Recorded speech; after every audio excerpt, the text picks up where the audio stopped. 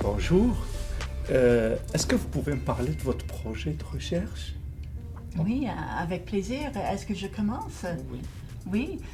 Le projet porte sur la valorisation des pratiques d'action communautaire dans les organismes d'aide aux personnes immigrantes. Ce qui nous intéressait surtout, c'est les organisations qui aident des communautés spécifiques, donc qui sont dédiées à une communauté spécifique. Peut-être que je vais partir un peu dans l'historique de ça. Ça donnerait une idée de pourquoi c'était important, ces organismes en particulier. Oui, justement, pourquoi le choix? Les organismes d'aide aux communautés spécifiques, ils existent depuis très longtemps. Ils existent depuis le 19e siècle. Ils ont toujours été organisés par les communautés elles-mêmes. Et 19e siècle, 20e siècle, et ensuite on arrive dans les années 80, il y a beaucoup de changements dans les politiques gouvernementales en matière d'immigration, d'intégration. Et l'une des spécifications, c'était pour avoir accès au financement du gouvernement, il fallait que les organismes soient dédiés à toute personne, peu importe l'origine. Donc, c'était plus axé sur les communautés d'origine comme telles. Mais même si les organismes qu'on peut appeler monoethniques ou dédiés à une seule communauté, même si elles n'avaient plus de financement, mais elles continuaient quand même à faire des choses avec leur communauté. Et sans financement? Sans aucun financement. Oh. Et il y a même de nouveaux organismes qui ont commencé à émerger aussi au courant du temps. Donc, on voulait s'y intéresser parce que ces organismes-là sont d'abord très peu connus, même s'ils existent depuis longtemps et les nouveaux. Ils sont peu connus, mais ils sont très peu représentés aussi dans les tables de concertation, dans les ministères ne les connaissent pas, sont peu connus dans les milieux institutionnels et publics. Et ils font beaucoup de choses avec très peu de fonds. Alors, si je reviens maintenant au 2017, ce qui se passe, c'est le projet a été mis en place par un organisme d'aide aux personnes immigrantes qui s'appelle le PROMI. PROMI est un organisme à Montréal bien connu, qui est financé par l'État, qui dessert l'ensemble du Québec.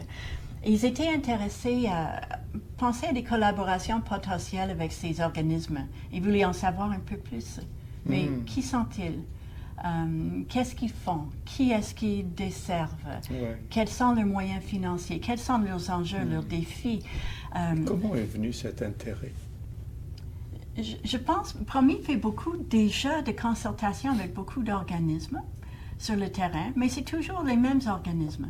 Et il y a de nouvelles vagues d'immigration qui arrivent et ils vont vers d'autres organismes, mais qui sont peu connus.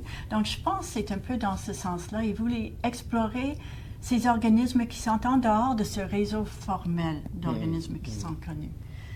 Et ils ont commencé par dresser, comme je dis, c'est 2017. Ce premier inventaire a été rendu plus long par João Paulo, a participé à ça plus récemment pour allonger la liste. Il y a beaucoup d'organismes qui sont là et qui disparaissent aussi à travers le temps. Mais en 2021, l'organisme, donc PROMI, ils ont approché l'Université du Québec à Montréal, qui a un programme spécifique de financement qui s'appelle Service aux collectivités. Et Service aux collectivités, c'est des montants spécifiquement pour des projets en partenariat, donc milieu universitaire et milieu de pratique. Oui, communautaire. Exactement.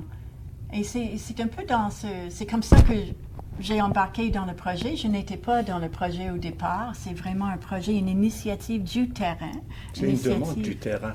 Exactement. Exactement. Et c'est au service aux collectivités, en fait, qu'ils ont pensé à me contacter. Je suis à la faculté de communication et je travaille sur ces sujets-là depuis un certain nombre d'années. Et la mise en commun a été faite comme ça. Très intéressant.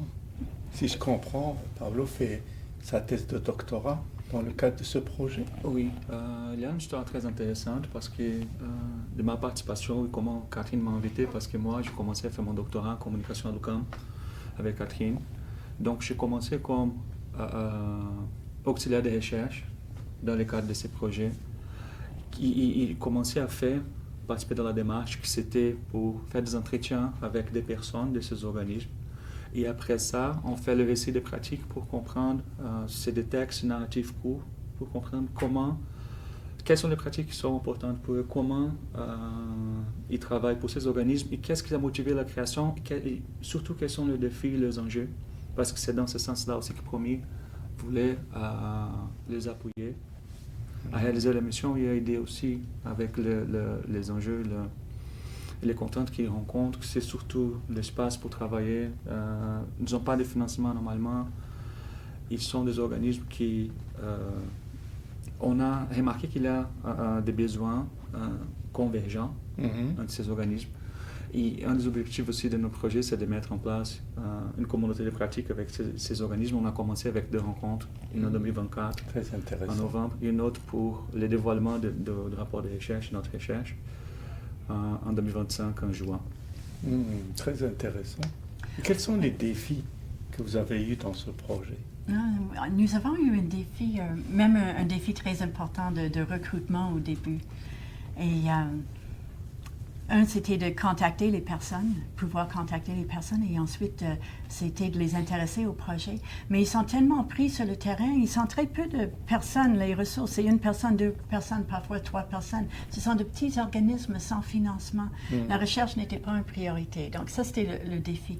Mais tout ça a changé lorsqu'on a fait les récits, ils ont vu l'intérêt, mais surtout lorsqu'on a fait les rencontres collectives dont Gianpaolo vient de parler. Dans ces rencontres collectives, ils ont vu tout l'intérêt, en fait, de se rencontrer ensemble, discuter ensemble de leurs problématiques communes et de penser des solutions communes et des besoins communs.